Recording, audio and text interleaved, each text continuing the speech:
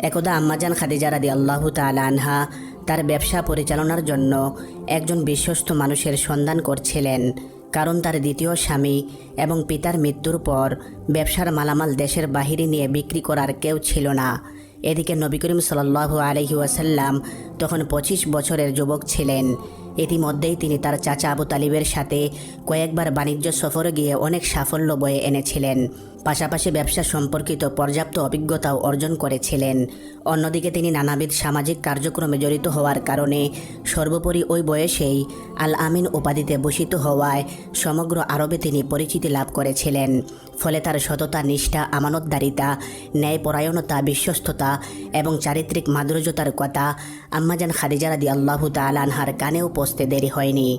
আম্মাজান খাদিজা রাদিয়াল্লাহু তাআলা আনহা তার ব্যবসা পরিচালনা করার জন্য বিশ্বস্ত লোক খুঁজছেন জানতে পেরে রাসূল সাল্লাল্লাহু আলাইহি ওয়াসাল্লামের চাচা আবু তালিব নবী করিম সাল্লাল্লাহু আলাইহি ওয়াসাল্লামকে ডেকে বললেন, ভাতিজা, আমি একজন দরিদ্র মানুষ। আমার সময়টাও খুব সংকটজনক। মারাত্মক দুর্ভিক্ষের কবলে আমরা নিপতিত। আমাদের কোনো ব্যবসা বা অন্য কোনো উপায় উপকরণও নেই।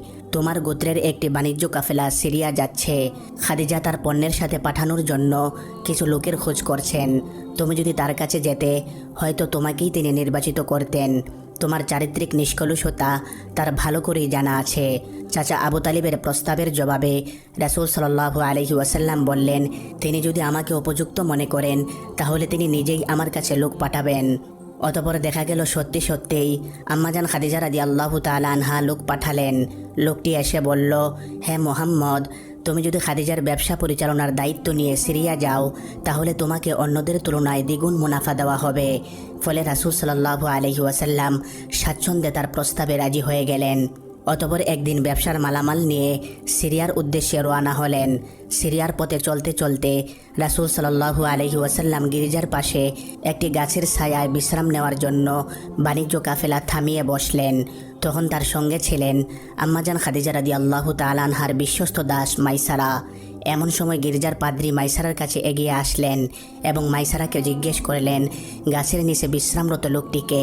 উত্তরে মাইসারা বললেন, ইনি মক্কার হারামবাসী কুরাইশ গোত্রের লোক। এই কথা শোনার পর পাদ্রী বললেন, ইনি একজন নবী ছাড়া আর কেউ নন। ইতিহাসে ওই পাদ্রীর নাম বুহাইরা নামে পাওয়া যায়। অবশ্য কোনো কোনো ঐতিহাসিক বলেছেন ওই পাদ্রীর নাম ছিল নাস্তুরা। অতঃপর রাসূল সাল্লাল্লাহু আলাইহি ওয়াসাল্লাম সিরিয়ার বাজারের উদ্দেশ্যে রওনা দেন। সেখানে গিয়ে যথাসম্ভব উচ্চ মূল্যে পণ্য সামগ্রী বিক্রি করে প্রয়োজনীয় কিছু মালামাল কম মূল্যে ক্রয় করলেন। তারপর সঙ্গী মাইসারাকে নিয়ে মক্কার পথে পুনরায় রওনা হলেন। পথ চলার সময় মাইসারা আশ্চর্য হয়ে লক্ষ্য করলেন নবী করিম সাল্লাল্লাহু আলাইহি ওয়াসাল্লাম তার উটের পিঠে সোয়ার হয়ে চলছেন, আর দুজন ফেরেশতা দুপুরের প্রচণ্ড রোদ থেকে বাঁচানোর জন্য তার মাথার উপর ছায়া বিস্তার করে আছে। এভাবে তারা মক্কায় ফিরে আসলেন। ঘরে ফিরেই মাইসারা তার মালিক খাদিজা রাদিয়াল্লাহু তাআলা আনহাকে পাদ্রীর মন্তব্য এবং পথের সমস্ত ঘটনা বিস্তারিতভাবে খুলে বললেন। এদিকে রাসূল সাল্লাল্লাহু আলাইহি ওয়াসাল্লাম মক্কায় ফিরে এসে সিরিয়া থেকে আনা পণ্য সামগ্রী বিক্রি করলেন। ফলে এই যাত্রায় প্রায় দ্বিগুণ মুনাফা অর্জিত হয়। অতঃপর তিনি সমস্ত হিসাব নিকাশ আম্মাজান খাদিজা রাদিয়াল্লাহু তাআলা আনহাকে সুন্দরভাবে বুঝিয়ে দিলেন। কিছুদিন অতিবাহিত হওয়ার পর আম্মাজান খাদিজা রাদিয়াল্লাহু তাআলা আনহা তার অনুগত দাস মাইসারার নিকট রাসূল সাল্লাল্লাহু আলাইহি ওয়াসাল্লামের সম্বন্ধে তার ব্যবসায়িক আমানতদারিতা এবং বিশ্বস্ততার বিস্তারিত বিবরণ জানার পর ইয়ালার স্ত্রী এবং তার বান্ধবী নাফিসা বিনতে মারিয়ার মাধ্যমে রাসূল সাল্লাল্লাহু আলাইহি ওয়াসাল্লামের নিকট বিয়ের প্রস্তাব পাঠান। নাফিসা রাসূল সাল্লাল্লাহু আলাইহি ওয়াসাল্লামের কাছে গিয়ে বললেন, আপনাকে যদি ধন সম্পদ, সৌন্দর্য এবং জীবিকার নিশ্চয়তার দিকে আহ্বান জানানো হয়, আপনি কি তা গ্রহণ করবেন? এখানে উল্লেখ্য বিষয় যে আজ থেকে ১৫০০ বছর আগে আরবের সে জাহিলি যুগেও মেয়েদের বিয়ের ব্যাপারে তাদের মতামতের স্বাধীনতা ছিল। তারা নিজেদের বিয়ে শাদী সম্পর্কে নিজেরা সরাসরি কথা বলতে পারত। প্রাপ্তবয়স্কা এবং অপ্রাপ্তবয়স্কা সবাই সমানভাবে এই অধিকার গ্রহণ করত।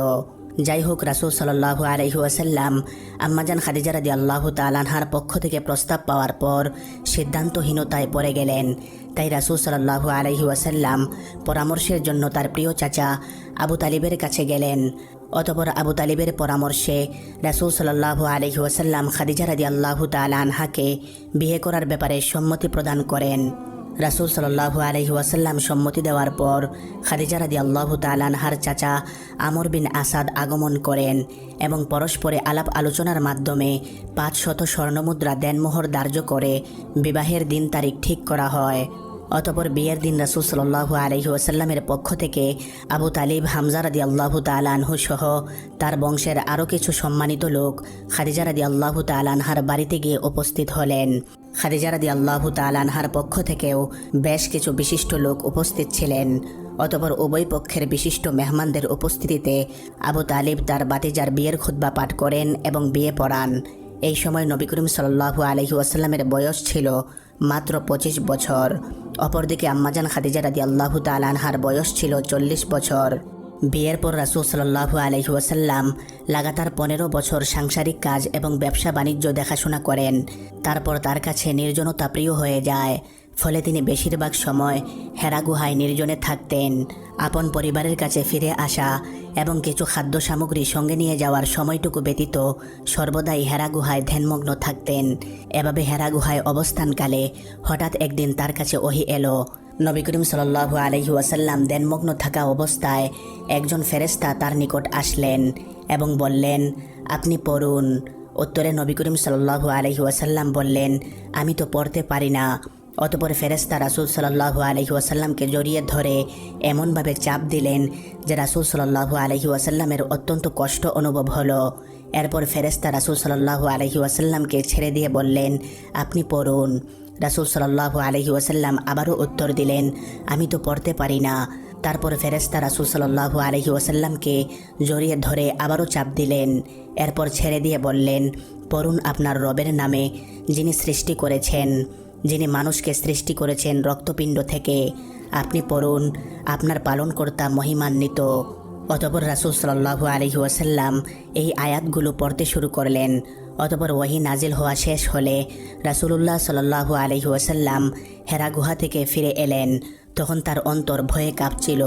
তিনি খাদিজা বিনতে খুয়াইলিদের কাছে এসে বললেন, আমাকে চাদর দিয়ে ডেকে দাও, আমাকে চাদর দিয়ে ডেকে দাও। ফলে খাদিজা রাদিয়াল্লাহু তাআলা আনহা তাকে চাদর দিয়ে ডেকে দিলেন। অবশেষে যখন তার ভয় দূর হলো, তখন তিনি খাদিজা রাদিয়াল্লাহু তাআলা আনহার কাছে সকল ঘটনা জানিয়ে তাকে বললেন, আমি আমার নিজের উপর আশঙ্কা বোধ করছি। তখন খাদিজা রাদিয়াল্লাহু তাআলা আনহা বললেন, আল্লাহর কসম, কখনো এমনটা হবে না। আল্লাহ তাআলা আপনাকে কখনো অপমানিত করবেন না।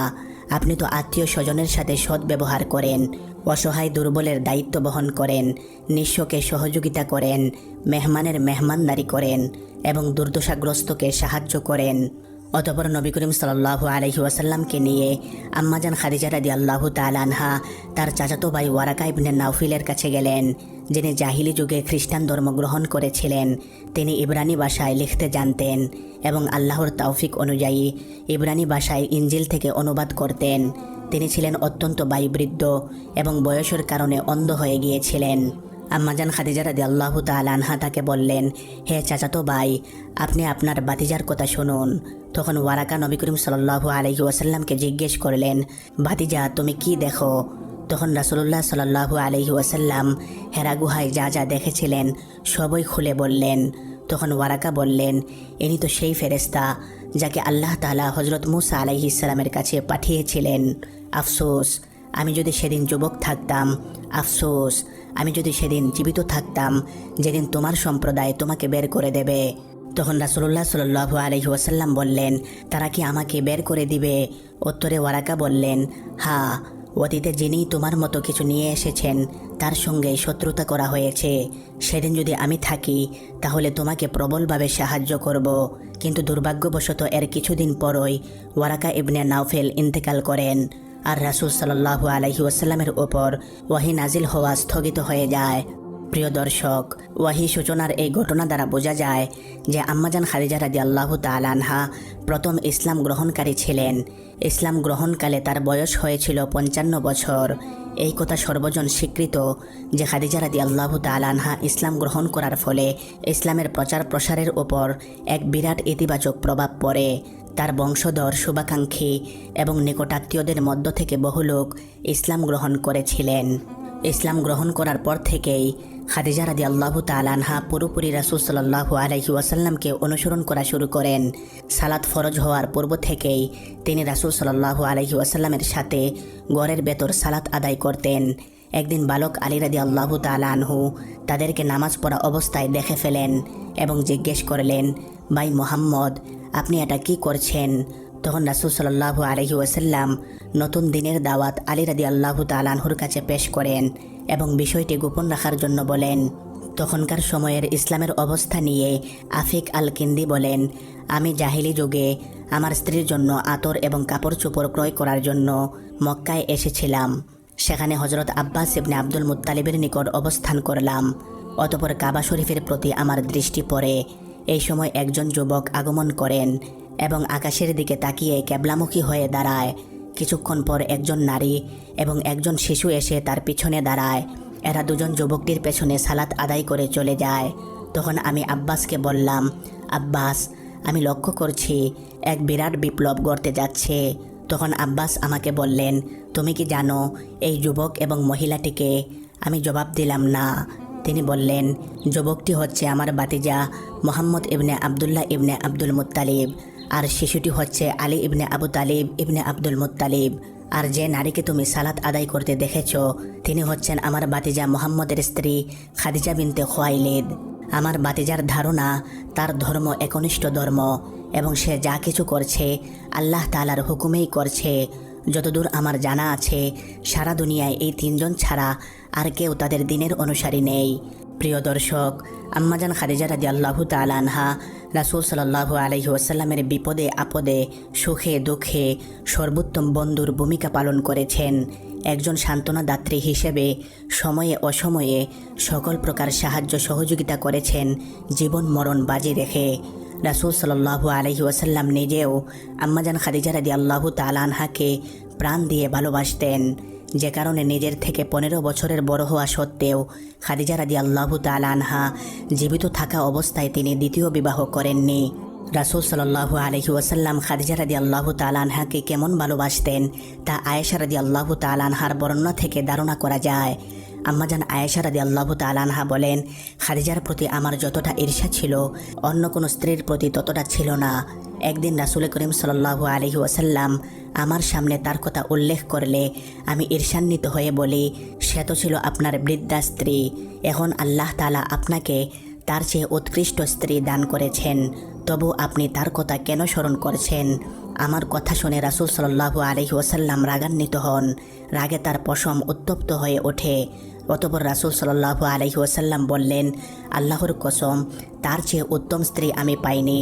যখন সকলে ছিল কাফির তখন সে ঈমান এনেছিল। যখন সকলে আমাকে অবিশ্বাস করেছিল তখন সে আমাকে সত্য বলে মেনে নিয়েছিল। যখন সকলে আমাকে ত্যাগ করেছিল তখন সে অর্থ সম্পদ দিয়ে আমার সহায়তা করেছিল। আল্লাহ তাআলা তার গর্বেই আমাকে সন্তান দান করেছেন। আম্মাজান আয়েশা রাদিয়াল্লাহু তাআলা আনহা বলেন, এরপর আমি মনে মনে বলি, ভবিষ্যতে আমি আর কখনো খারাপ অর্থে খাদিজার নাম মুখেও নেব না। চারিত্রিক বৈশিষ্ট্যের দিক দিয়েও আম্মাজান খাদিজা রাদিয়াল্লাহু তাআলা আনহা ছিলেন অতুলনীয়া, যে কারণে রাসূল সাল্লাল্লাহু আলাইহি ওয়াসাল্লাম তার ব্যাপারে বলেছিলেন, দুনিয়ার সমস্ত নারীর উপর 4 জন নারীর মর্যাদা রয়েছে, মারিয়াম বিনতে ইমরান, ফেরাউনের স্ত্রী আসিয়া, খাদিজা বিনতে খুয়াইলিদ এবং ফাতিমা বিনতে মুহাম্মদ সাল্লাল্লাহু আলাইহি ওয়াসাল্লাম।